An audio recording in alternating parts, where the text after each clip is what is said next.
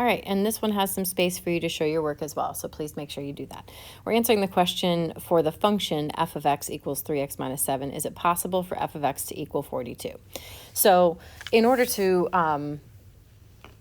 be able to figure that out, we're going to have to set up an equation where we ask ourselves, f of x, can it be 42?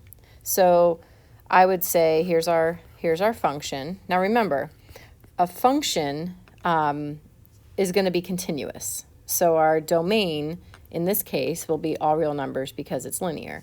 So really what I'm doing is I'm saying, can our output be 42? That's the question I'm asking. And in order to answer that question, I just have to solve the equation.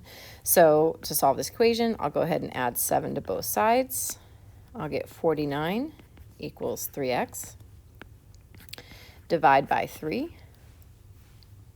And you're just going to get 49 thirds equals x.